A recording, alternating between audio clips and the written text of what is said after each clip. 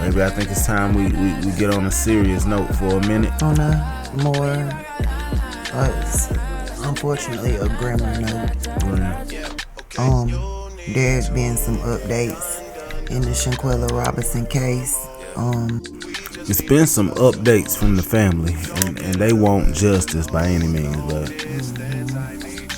I mean, they're starting to tell some pieces of the story. And for those of you that don't know, Shanquella Robinson was a North Carolina native as well.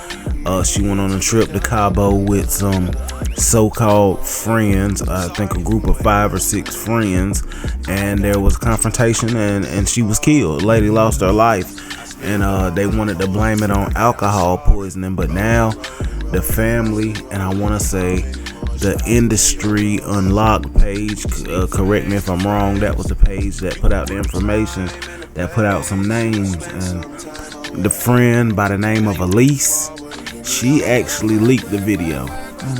She said she was scared of what might happen, but she actually fought her too.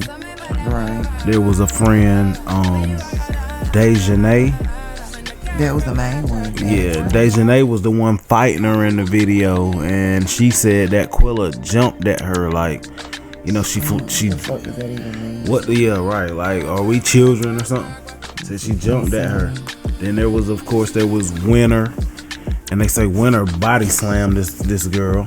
Yeah. Body slammed this daggone girl, and it's just crazy. There was 2 males on the scene, Malik and I think the other was a Khalil. And neither one of them did nothing. Neither one of them jumped in. Malik was antagonizing the fight, telling her, swing back, do something. It was one that was supposed to have uploaded. It was one that was supposed to have uploaded some receipts, some screenshots of his flight receipts, flight record, and it was supposed to confirm that he arrived after the time of death. So, but the North Carolina Beat page on Facebook that I mentioned in episode 1, that has been updating the case extremely well. Bravo to them. Yep. They debunked that, and I can't remember. In fact, we're gonna check right now because they're saying that flight information was falsified some kind of way, I believe. And while you pulling that up, baby, can you tell me the part of the story that tells why she was even naked in the first place in the video? Why she was naked? What you was telling me earlier? They were changing clothes. She sounded like she was a little tipsy, and she was walking. This was a video that was extracted from her close friends on Instagram, and she was walking through the hall, you know, just kind of talking. Where y'all at? It don't take this long to get dressed, blah, blah, blah. And nobody was really responding to her. And when she walked into the room, everybody kind of got quiet and looked at her. Like, you could literally tell she was being plotted on. Right. And then the video kind of cut off right after that. I'm on this page. Let me see.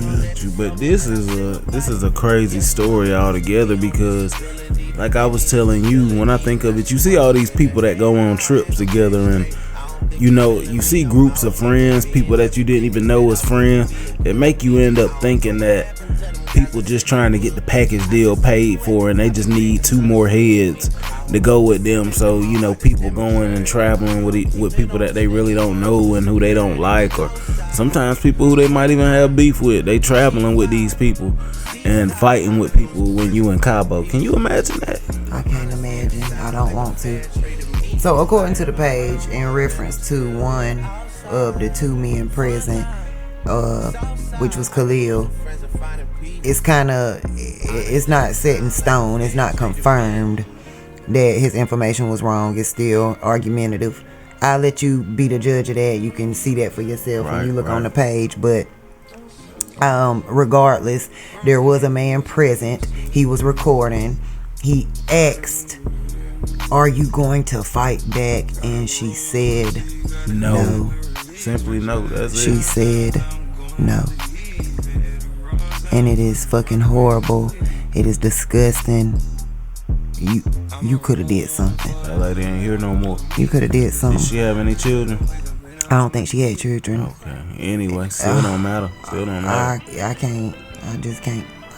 This is horrendous. It's horrific to think about. Now, if you go to the Carolina Beat on Facebook, the Carolina Beat has a link to a GoFundMe that her family set up. It's not any scam. It's the real deal. It's a real GoFundMe. And shout out to everybody that's donating on there and looking out. But your boy Kyrie Irving donated 65,000. 65 racks he donated to that family. Shout out to that man for doing that.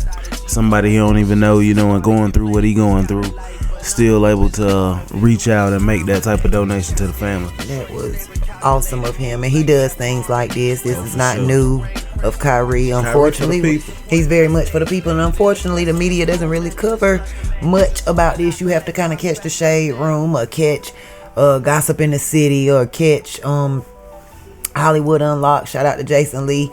You'll have to catch somebody of that status, or media, black media, right. They even know about the things like that Kyrie does. But he is always giving back. He does things like this all the time. This is really nothing for him. Not for him, I didn't mean it that way. Nothing to him, because he does this often. Yeah, and I seen a lot of local businesses looking out as well.